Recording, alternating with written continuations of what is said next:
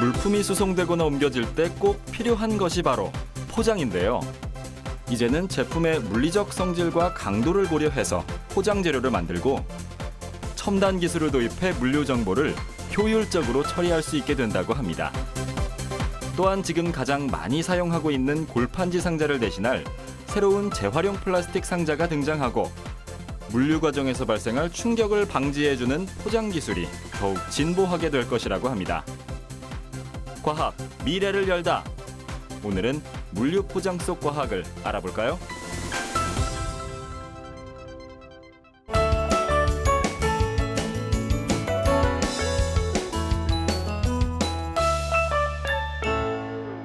안녕하세요. 과학 미래를 열다 김재능입니다. 오늘은 물류 과정에서 포장에 어떤 과학이 숨어 있는지 살펴볼 텐데요. 도로에서 물품이 수송되거나 옮겨질 때 큰 역할을 하는 것이 바로 포장 상자입니다. 그리고 포장 상자뿐만 아니라 우리가 무심코 지나쳤던 수많은 포장용품에는요, 깊은 과학 기술이 숨어 있는데요. 생산 과정부터 최종 소비자에게 도달하기까지 모든 과정에서 포장은 효율적이고 경제적이어야 합니다. 그럼 물류 과정에서 포장이 어떤 목적으로 어떻게 사용되고 있는지 지금부터 알아볼까요?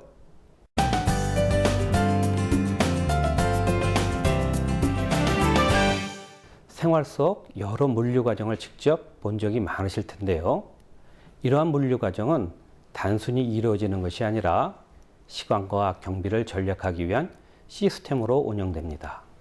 그것 중에 하나가 바로 유닛 로드 시스템, 즉 ULS입니다. ULS란 물류를 합리적으로 운반하기 위해 화물을 일정한 표준의 중량 혹은 체적으로 단위화시켜 하역 수송하는 방식을 말하는데요. 간단히 말하면 개개의 물품이나 포장을 각각 한 개의 물품으로 다루지 않고 10개, 100개 단위로 묶어서 그 묶음을 한 개의 물품처럼 취급하는 것을 뜻합니다. 이렇게 낱개의 단위를 함께 묶어 처리하게 되면 많은 물품을 손쉽게 처리할 수 있고 기계화 작업에도 편리하고 화물의 파손을 방지할 수 있죠. 또한 적재를 신속화하고 차량의 회전율을 높일 수 있습니다. 즉, ULS는 물류 전 과정에서 제품의 파손을 방지하고 시간과 경비를 절약할 수 있게 되는데요. 이때 중요한 것이 바로 포장의 치수를 정확히 표준화시키는 것입니다. 예를 들어 포장의 치수가 ULS에서 사용되는 팔레트나 수송 차량 컨테이너에 적절하지 않아 빈 공간이 생기면 적재 효율이 떨어지게 되는데요. 차량 몇 대만 사용해도 충분히 운반할 수 있는 것을 더 많은 차량을 사용하게 되므로 물류비가 상승하게 되는 것이죠. 따라서 물류 과정에서 사용되는 컨테이너, 수송 차량, 팔레트, 골파지 상자의 크기를 고려한 제품을 생산해 적재 효율이 100%에 가깝게 되도록 제품의 치수를 조절해야 하는 것입니다. 실제 대형 TV를 생산하는 대부분의 대기업은 포장 치수의 표준화를 통해 제품 자체의 설계를 변경시켜 연간 약 수백억의 물류비를 절감하기도 했습니다. 제품을 설계하기 전에 포장부터 고려해야 한다는 사실이 놀라우시죠? 이렇듯 포장의 치수가 전체 물류 과정에서 미치는 영향은 막대한데요. 이번에는 포장에 사용되는 재료 및 강도의 표준화를 살펴볼까요? 포장 재료로는 종이, 플라스틱, 유리, 금속 등 제품의 성격과 가격 및 소비자에 따라 다양하게 사용되는데요. 이때 각 포장 재료는 물류 과정에서 발생할 수 있는 다양한 위험 요소에 걸맞은 물리적 성질과 강도를 가져야 하죠. 따라서 모든 포장 재료가 이 물리적 성질과 강도에 근거하여 포장 재료의 성질 및 강도를 표준화해야 하는데요. 예를 들면 농산물의 경우 수확 후에도 계속해서 호흡을 하기 때문에 완전히 밀폐하면 그 안에 썩어 보관 수명이 짧아집니다. 그래서 포장 재료를 선택할 때 이 점을 고려해야 하는데요. 즉 보관 수명을 늘리기 위해 산소나 수분 투과도가 높은 재질을 사용합니다. 반대로 과자류나 스낵류의 식품 포장 재료는 수분이나 산소가 들어가면 미생물 생성 및 발효와 같은 생물학적 변화가 일어나거나 지방산화와 같은 화학적 변화가 일어나기 때문에 수분과 산소가 완전히 차단되는 고차단 포장 재료를 사용해야 하죠. 그리고 유통 과정 중 외부로부터 받은 낙하나 충격 혹은 창고에 높이 쌓아 보관할 때 받는 압축을 견딜 수 있는 최저 인장 강도, 압축 강도, 파열 강도 등 유통 과정 중에 견뎌야 할 최적 물리적 강도를 미리 계산해서 이 강도를 표준화해야 합니다. 이것이 표준화되지 않으면 유통 과정 중 어느 상자는 견디고 어느 상자는 파손하게 되어 관리할 수가 없게 되겠죠. 이렇듯 포장의 표준화는 단순히 포장만을 위한 일이 아니라 전체 물류 과정에서 매우 중요합니다.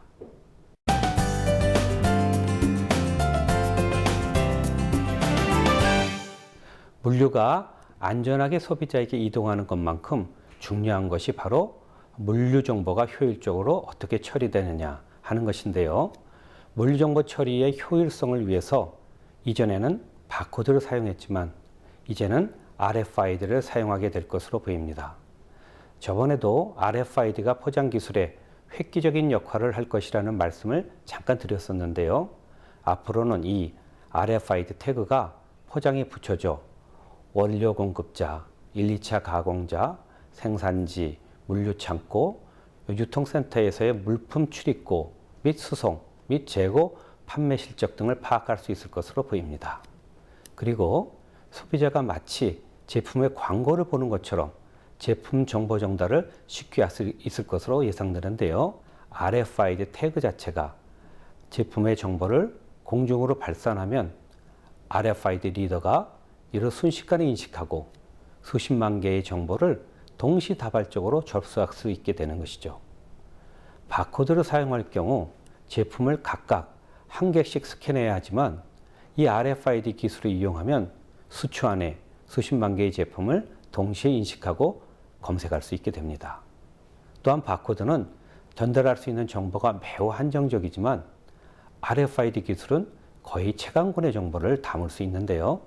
따라서 우리가 가지고 있는 휴대폰에 이 RFID 리더기를 장착하면 제품의 포장에 붙어 있는 RFID 태그가 전해주는 제품의 원료 공급처, 구성 성분, 도소 매점, 생산 일시, 사용 방법, 제품이 건강에 미치는 영향 등 다량의 정보를 한순간에 휴대폰으로 읽어낼 수 있게 됩니다. 예를 들어 우리가 RFID 태그가 부착된 생선을 산다면 휴대폰의 RFID 리더기를 이용해 그 생선이 어디서 어떻게 생산되어 운반됐는지 그리고 그 생선이 우리 건강에 어떻게 좋은지 등의 정보를 아주 빠르게 알 수 있게 되는 것이죠. 현재 이 모바일 RFID 기술은 완성된 상태인데요. 아직 포장에 RFID 태그가 장착되어 있지 않고 태그에 전달할 정보 또한 받기 어려운 상태이기 때문에 상용화되기에는 아직 시간이 좀 더 필요할 것으로 보입니다. 하지만 앞으로 가까운 미래에 스마트폰의 발달과 함께 더욱더 이 RFID 기술이 발전할 것으로 보이는데요. 하루빨리 실생활에 사용될 수 있도록 많은 노력이 필요하겠습니다. 이렇듯 RFID는 다양한 분야에 이용될 것으로 보이는데요. 또 하나 소개해드릴 것이 바로 의약품 포장입니다. 우리가 알약을 섭취할 때 알루미늄을 깨뜨리고 약을 꺼내곤 하는데요. 바로 이 알루미늄에 RFID를 장착하는 것이죠. 따라서 약을 먹을 때의 상황에 관한 정보가 RFID에 의해 입력되는데요. 그러면 알약을 몇 시에 몇 개를 어디서 먹었는지 등의 정보가 부모님, 건강관리소 혹은 담당 의사의 환자관리 컴퓨터 프로그램에 자동으로 전달됩니다. 특히 약을 꼬박꼬박 챙겨 먹어야 하는 환자의 경우에는 그 정보가 첨단 의료 케어 시스템으로 연결될 수 있는 것이죠. 현재 우리나라의 한 약품 회사가 전체 의약품에 이 RFID 태그를 부착하고 있는데요. 아직은 첨단 의료 케어보다는 물리의 수량 및 재고를 파악하는 정도의 목적으로 사용되고 있습니다. 이 약품 회사의 경우 각 약국에 있는 제품의 수량 및 재고를 파악해서 생산품을 조절하고 전체 약품 물동량의 변화를 추적해 생산 일정과 수량을 맞추고 있는데요. 따라서 유효기간이 지나거나 반품해야 하는 제품을 줄이고 제품의 잘못된 배송을 막아서 약 50억 원 정도의 원가를 매년 절감하고 있습니다. RFID가 앞으로 또 어떤 물품에서 어떠한 역할을 하게 될지 더욱 기대가 되는데요. 생활의 편리함뿐만 아니라 국민의 복지까지 증진할 수 있게 되기를 기대해 봅니다.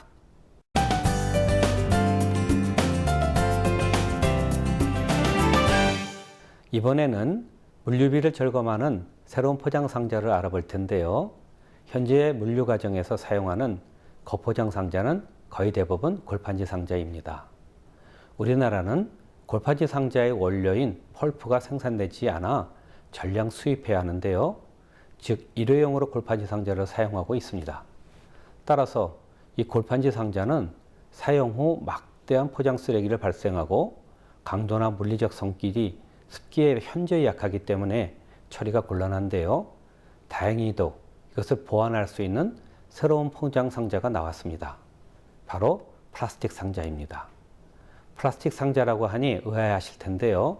플라스틱 상자는 기존의 골판지 상자와는 달리 비가 와도 전혀 상관이 없고 습기나 물기에도 전혀 영향을 받지 않습니다. 또한 골판지 상자보다 몇십 배의 강도를 가지고 있으며 사용 후 회수에 거의 반영구적으로 여러 번 사용 가능하죠. 또한 물류의 유통 과정에서 제품이 여러 공정을 거치면 손상의 위험이 더욱 높아지는데요. 농산물을 예로 들어 볼까요? 농장에서 채취된 농산물은 1차, 2차 집합소를 거치면서 선별되면서 재포장되는 등 여러 과정을 거치게 됩니다. 따라서 손상이 더욱 쉽게 됩니다.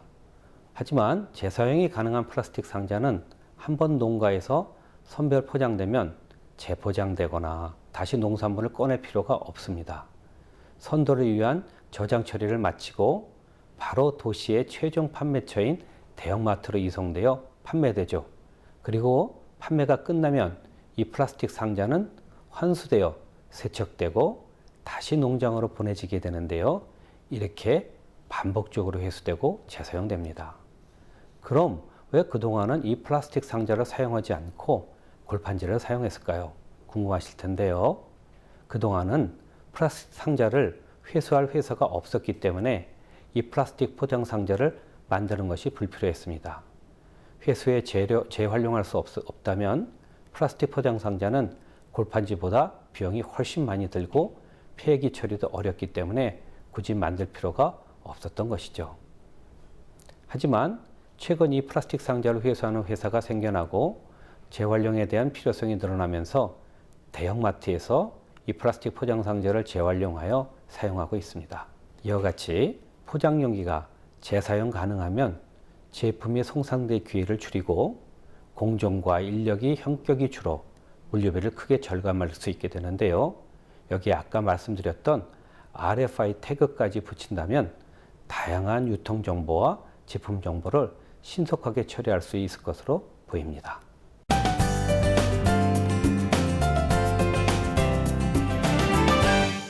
제품이 올바로 최종 소비자에게 전달되려면 물류 과정 중에 발생할 수 있는 충격을 최소화하는 것이 중요한데요. 특히 충격에 예민한 제품들은 이 충격을 완화할 수 있는 완충제 역할을 할 포장이 매우 중요합니다. 하지만 어떻게 충격을 미리 예측해 적절하게 포장할 수 있을까요? 노트북 컴퓨터를 살펴볼까요? 노트북 컴퓨터처럼 물류 과정에서 특히 충격에 민감해야 하는 제품은 포장이 충격을 완화하는 역할을 해야 합니다. 그럼 어떻게 미리 포장 재료를 만들까요? 제품이 물류 과정을 거치기 전에 먼저 얼마나 이 제품이 전체 물류 과정에서 충격을 받는지를 측정해야 그에 맞는 포장 재료를 만들 수 있을 텐데요. 따라서 포장 재료를 만들기 전에 컴퓨터의 가장 민감한 부분인 CPU에 진동 충격 센서를 붙여 모든 물류 과정에서 제품이 받는 진동과 충격을 측정합니다. 이 진동과 축정이 측정된 결과는 대부분 컴퓨터에서 복잡한 피크를 확인할 수 있는데요. 이것을 다시 계산하여 수치화해야 정확히 충격량을 알 수 있겠죠. 따라서 FFTM, 즉 복잡한 피크를 수학적 함수로 바꾸는 작업을 하게 됩니다. 유통 중 받은 총 충격량이 정확히 숫자로 몇인지 수치화시킬 수 있게 되는 것이죠. 그러면 이제 총 충격량을 알았으니 이를 포장에 적용해야 할 텐데요. 이전에 또 하나의 필요한 것이 바로 낙하 실험입니다. 간혹 뉴스에서 휴대폰 등 전자제품이 출시되기 전에 제품을 미리 떨어뜨려서 제품을 시험하는 것을 보신 적이 있으실 텐데요. 아까 구한 총 충격량이 어느 정도 높이에서 떨어졌을 때의 충격량과 비슷한지를 알 수 있다면 미리 실험해 볼 수 있겠죠.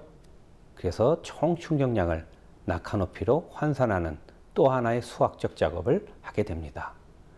도출된 낙하 높이에서 노트북을 떨어뜨렸을 때 받은 충격이 바로 물류 과정 중 노트북이 받게 되는 총 충격량이 되는 것이고요. 이렇게 노트북이 파손되는 이 높이와 노트북이 파손되지 않고 버티는 높이의 차이가 바로 포장재가 감당해야 될 충격의 높이가 되겠죠. 따라서 이 높이의 차이를 도출해 충격을 최적으로 완화할 수 있는 완충제의 종류 및 두께, 면적을 컴퓨터 시뮬레이션을 통해서 산정하고 이에 따라서 완충제가 완성됩니다. 우리가 컴퓨터나 TV 등 손상되기 쉬운 제품을 구입하면 스티로폼 등으로 포장되어 있죠. 큰 의미 없이 보았던 이 스티로폼들의 모양이나 크기, 두께가 바로 이렇게 고단위의 수학과 컴퓨터 시뮬레이션을 통해서 나온 숨어있는 물류 포장 기술인 것입니다. 또한 충격과 관련해 물류 과정 중 제품이 기준 이상의 충격을 받았는지를 알 수 있게 해주는 충격 인디케이터라는 것도 있는데요. 특히 고가의 전자제품 경우 물류 과정에서 어떤 충격을 얼마나 받았는지 소비자는 알 수 없기 때문에 가끔 물건을 구입하시면서 불안해하셨던 경험도 있으실 겁니다. 그런 분들에게 반가운 포장 기술이 있습니다. 바로 물류 과정 중에 발생한 충격을 나타내주는 포장 기술인데요. 물류 과정에서 기준 이상의 충격을 받으면 포장의 색이 변해 제품의 손상을 입었음을 알려주는 기술입니다. 이것을 충격 인디케이터라고 부르는데요.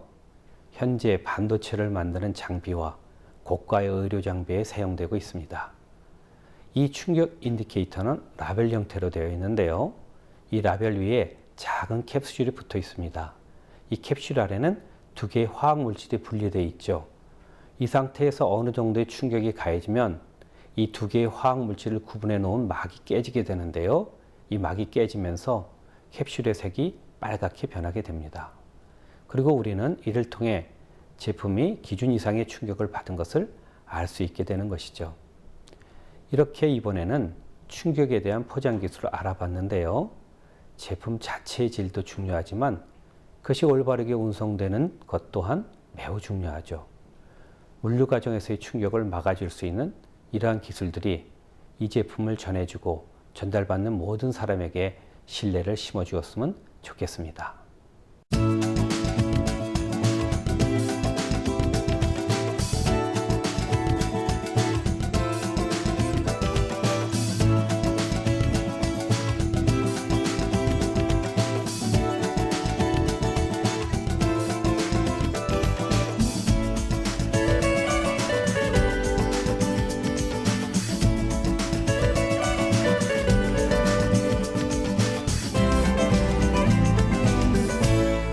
오늘은 물류 포장 속에 숨은 첨단 과학 기술을 알아봤는데요.